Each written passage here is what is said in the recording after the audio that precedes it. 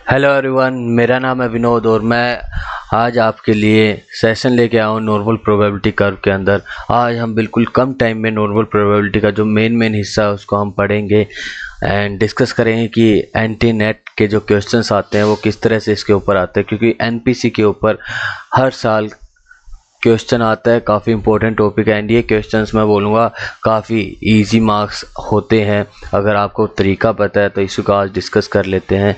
अगर आप Unacademy join करना चाहते हैं तो मैं वहाँ पे पढ़ाता हूँ, तो ये आप मेरा कोड यूज़ कर सकते हैं कि विनोद, इससे आपको 10% वहाँ पे डिस्काउंट मिल जाता है।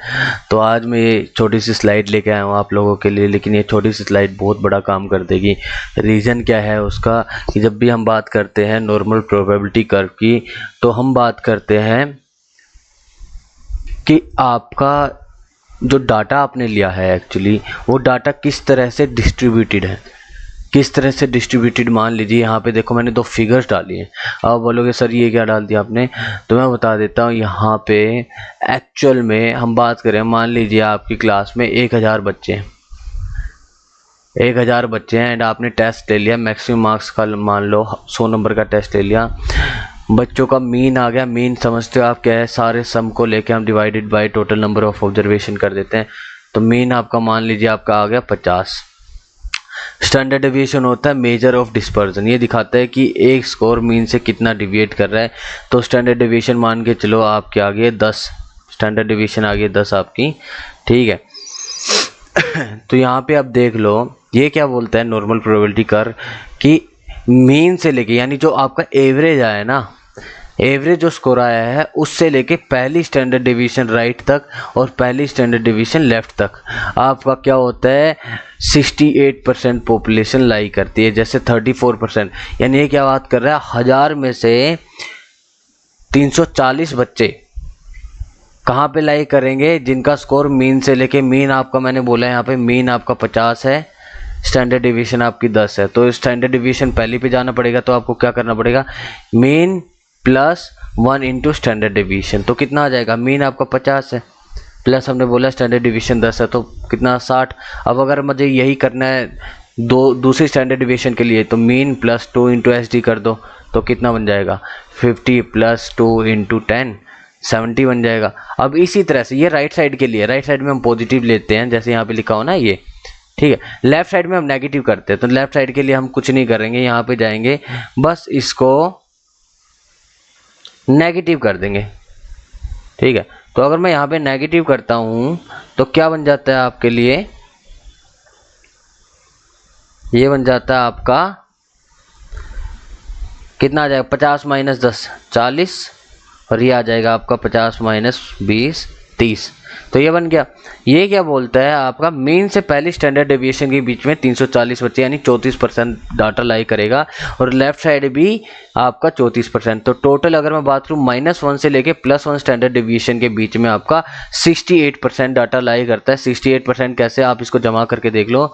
अगर आप प्लस करते हो 34 तो आपको मिल जाता है यहाँ पे 68%। ओके, फिर आता है अब आगे की तरफ, यानी अब बात हम कर लेते हैं दूसरी स्टैंडर्ड डिवीजन की, यानी पहली से लेके दूसरी स्टैंडर्ड डिवीजन के बीच में बोला जाता है कि 13.5 एरिया आपका लाई करता है। 13.5 लेफ्ट साइड, 13.5 राइट साइड।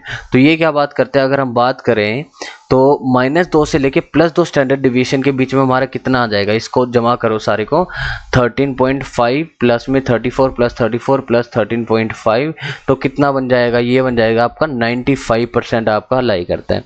लेकिन अगर मैं चलूँ आपको तीसरी स्टैंडर्ड डिवीजन आपकी होती है 2.35 की, 2.35। खैर कभी तीसरी स्टैंडर्ड डिवीजन का क्वेश्चन आता ही नहीं, पहली स्टैंडर्ड डिवीजन तक आपका क्वेश्चन रहता है।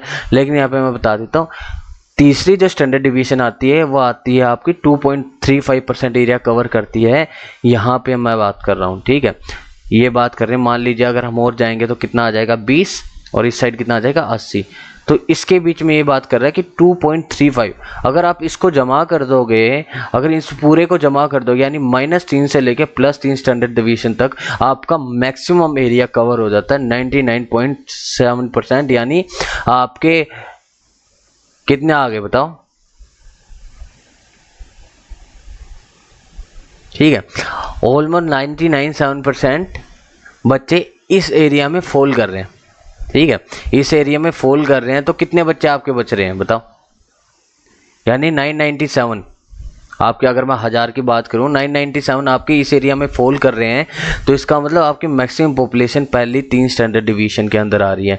तो ये नॉर्मल कर्व बात करती है। अगर मैं ओवरऑल बात करता हूं, मैं यूजुअली मैंने अपनी पहली वीडियोज में कराया, सिंप्लीफाई करने के लिए आप ऐसा कर लीजिए कि पहली 2 स्टैंडर्ड डिवीजन तक 95 है, बाकी जितना ही बचा हुआ उसमें 2.5 मान लो, पूरा आपका कितना हो जाता है 100% एरिया। अगर आप इसको ऐसे देखोगे तो लेफ्ट साइड इसके 50% एरिया होता है मीन के, और राइट साइड इसके 50% होता है इसमें। ठीक है, ये आपका नॉर्मल प्रोबेबिलिटी कर्व की ही बात कर रहे हैं हम स्पेसिफिकली, क्योंकि यहाँ पे मेन, मीडियन, मोड तीनों सेम होते हैं आपके। अब इसके ऊपर आ जाते हैं क्वेश्चंस क्या आते हैं। क्वेश्चन आता है कई बार, वो आपको बोल देगा, मान लीजिए इसको मैं एक बार रब कर देता हूँ आपके लिए। क्वेश्चन वो पूछ लेता है, आपको एक टी स्कोर दे देगा एंड वो आपसे पूछ लेगा कि कितनी परसेंटाइल रैंक है, तो परसेंटाइल रैंक बता देता। परसेंटाइल रैंक का मतलब होता है, जैसे अगर किसी का 75 परसेंटाइल रैंक आ रहा है तो 75 परसेंटाइल रैंक का मतलब ये नहीं कि 75% उसके मार्क्स है, इसका मतलब होता है कि बंदा आपसे 75% जो लोग हैं आपसे नीचे लाई करते हैं। हो सकता है कोई बच्चा 100 में से 50 नंबर लेके ही वो 75 परसेंटाइल रैंक अचीव कर ले, लेकिन 75% के लिए उसे 100 में से 75% मार्क्स चाहिए। लेकिन परसेंटाइल रैंक एक टोटली डिफरेंट कंसेप्ट है, उसमें हम बात करते हैं कि हमसे नीचे कितने लोग हैं। तो कई बार क्वेश्चन आता है, वो आपको क्या बोल देता है कि मीन आपका, मान लीजिए मीन आपका 100 दिया है, स्टैंडर्ड डिवीजन आपकी 20 दी है, बच्चे का स्कोर आया है, बच्चे का स्कोर आया है कितना 120 आया, वो आपसे पूछ लेगा कि उसका परसेंटाइल रैंक कितना है, बताओ कैसे निकलेगा।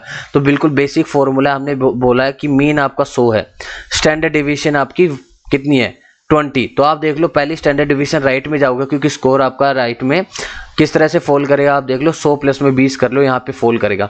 अब यहाँ पे क्या करो, आप इस एरिया को मार्क कर दो, यानी +1 स्टैंडर्ड डिवीजन तक बंदा कर रहा है परफॉर्म। अब इसके लेफ्ट साइड का टोटल एरिया काउंट कर लो। लेफ्ट साइड का टोटल एरिया कैसे काउंट करोगे, अब यहाँ से देख लो पहली स्टैंडर्ड डिवीजन यहाँ तक फॉल करेगी, तो यहाँ से लेफ्ट साइड का एरिया देखो कितना आ जाता है, मीन से लेके पूरा लेफ्ट साइड 50% हो गया।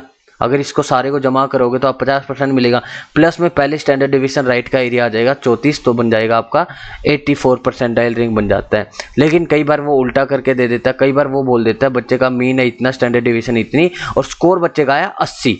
स्कोर कितना है 80 आया, यहाँ पे बात कर रहा हूँ मैं कम स्कोर की।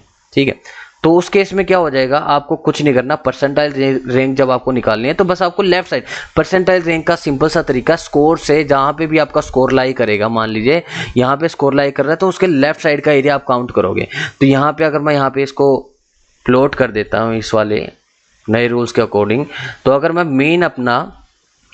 मैं अपना मीन 100 रखता हूँ और स्टैंडर्ड डिवीजन 20 रखता हूँ, तो क्या बन जाएगा, मीन ये होगा राइट साइड में 120 140, लेफ्ट साइड में बनेगा 80 और आपका 60। तो अगर मैं लेफ्ट साइड एक लेफ्ट स्टैंडर्ड डिवीजन जाता हूँ 80 पे, यहाँ पे जाके रुकता हूँ, तो इसके लेफ्ट साइड का एरिया काउंट कर लो। तो यहाँ पे देखो इसके लेफ्ट साइड का एरिया कितना है आपका, बताओ 13.5 प्लस 2.35 प्लस 0.15। ठीक है, ये आप सिंपली 2.5 ले लो 13.5 के बाद का, तो आपका कितना बन जाता है टोटल 16। तो ये क्या आ जाएगा 16% बच्चे इससे नीचे लाई करते हैं। ये आपका एग्जाम में क्वेश्चन आता है, बार बार बहुत बार क्वेश्चन आता है। दूसरा अभी मैं आपको कुछ नॉर्म्स बता देता हूँ, जिसके ऊपर अगर आप करोगे तो आपके जो एनटीए के सारे ही क्वेश्चन सोल्व हो जाएंगे इस तरीके से, आपको ज़्यादा टाइम भी नहीं लगेगा, ज़्यादा सोचने की जरूरत भी नहीं है। तो अगर मैं बात करता हूँ जनरल, आप टी स्कोर की बात करें नॉर्मल, तो टी स्कोर आपका कितना होता है, जिसमें होता है टी स्कोर में मीन तो आपका होता है 50 का, स्टैंडर्ड डिवीजन होती है आपकी 10 की, तो क्या बन जाएगा 60 70 और भी बन जाता है आपका 40 30।